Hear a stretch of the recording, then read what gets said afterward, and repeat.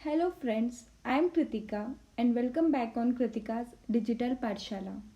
Today we are going to study present perfect continuous tense, and I won't say that it's passive voice also because we can't make passive voice for present perfect continuous tense. Now we will understand what is present perfect continuous tense. The present perfect continuous tense is also known as present perfect progressive tense. Present perfect continuous tense को हम present perfect progressive tense भी कहते हैं, which is use to show that an action started in the past and has continued up to the present moment. Means इसका use हम इसलिए करते हैं कि कोई सी एक्शन जो पास्ट में स्टार्ट हो गई थी और वो प्रेजेंट में भी कंटिन्यू चली आ रही है, तो उसे शो करने के लिए हम प्रेजेंट परफेक्ट कंटिन्यूस टेंस का यूज़ करते हैं. मैंने बोला वो एक्शन चली आ रही है, तो इसकी पहचान भी ऐसी ही है कि वाक्य के अंत में, जिन हिंदी वाक्यों के अंत में आ रहा है, रही है, रहे है आता है, वहाँ पे प्रेजेंट परफेक्ट कंटिन्यूस टेंस होता है. जैसे देखिए एक सेंटेंस है, वह 2 घंटों से किताब पढ़ती आ रही है. मीन्स उसने पास में बुक पढ़ना स्टार्ट कर दी थी एंड प्रेजेंट में भी वो 2 घंटों से पढ़ती आ रही है, अभी भी पढ़ रही है वो बुक प्रेजेंट में भी, तो वहाँ पे हम प्रेजेंट परफेक्ट कंटिन्यूस टेंस का यूज़ करते हैं. देखिए हमने प्रेजेंट परफेक्ट कंटिन्यूस टेंस बोला है, तो यहाँ पे इसकी वर्किंग में भी आपको कुछ सिमिलरिटीज दिखेगी, परफेक्ट की भी और कंटिन्यूस की भी. तो देखिए परफेक्ट की सिमिलरिटी दिखाने के लिए हमने यहाँ पे हेल्पिंग वर्ब जो है वो परफेक्ट की यूज़ कर ली है.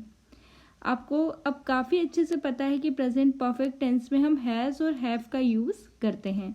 सिंगुलर सब्जेक्ट्स के साथ हैज़ एंड प्लूरल सब्जेक्ट्स के साथ have. As it is in this tense also we have to use has and have, but along with been. Been के साथ हमें यूज़ करना है. Has been for singular subjects and have been for plural subjects. Continuous भी है, तो continuous की पहचान दी वहाँ पे सेंटेंसेस में वर्ब का आईएनजी फॉर्म यूज होता था मेन वर्ब में, तो यहाँ पे भी हम वर्ब का आईएनजी फॉर्म यूज़ कर लेंगे. तो देखिए अब ये टेंस आपके लिए कितना आसान बन गया है. परफेक्ट टेंस परफेक्ट प्रेजेंट के साथ हम परफेक्ट बोल रहे हैं, तो परफेक्ट की हेल्पिंग वर्ब के लिए यूज़ कर लीजिए. परफेक्ट टेंस को हैज़ और हैव साथ में बीन लगा दीजिए, क्योंकि कुछ तो अलग होना चाहिए.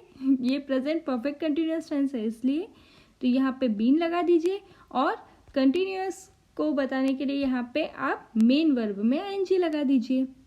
और फिर आएगा आपका ऑब्जेक्ट. फिर यहाँ पे है सिंस और फॉर. निश्चित समय के लिए सिंस का यूज़ किया जाता है और अनिश्चित समय के लिए फॉर का यूज़ किया जाता है. निश्चित समय जैसे 1992 निश्चित समय है, मंडे है ना, वार है, निश्चित है. अक्टूबर मंथ निश्चित बता दिया हमने कि अक्टूबर मंथ, तो यहाँ पे ये एट्सेट्रा. जैसे निश्चित समय जहाँ पे भी हो वहाँ पे आपको सिंस का यूज़ करना हो. फॉर अनिश्चित समय के लिए यूज़ किया जाता है. जैसे मैंने यहाँ पे ये 2 लाइन्स लिखी है, देखिए. बहुत दिनों से, बहुत समय से मैं कर रही थी कुछ काम जिसमें घंटे, दिन, महीने और अब बीत गए कुछ साल. और ये आपको हिंदी सेंटेंस में इजीली देखने के लिए मिल जाएंगे. बहुत दिनों से मैं यह काम करती आ रही हूँ, बहुत दिनों से, पर यहाँ पे मैंने कोई स्पेसिफिक डेट नहीं बताई है कि इस डेट से. अगर मैं यहाँ पे डेट स्पेसिफिक बताती तो वहाँ पे हम सिंस का यूज़ करते, निश्चित समय का बोध होता. पर बहुत दिनों से कोई भी निश्चित बात नहीं है यहाँ पे. बहुत समय से अगर मैं यहाँ पे टाइम देती स्पेसिफिक 9 AM 10 AM तो वो निश्चित होता, वहाँ पे हम सिंस का यूज़ करते. पर यहाँ पे अनिश्चित समय है, बहुत समय से. मैं कर रही थी कुछ काम जिसमें घंटे, 2 आवर्स बोल दूँ, 3 आवर्स बोल दूँ, 4 आवर्स बोल दूँ, तो वहाँ पे कोई भी एक स्पेसिफिक टाइम नहीं है.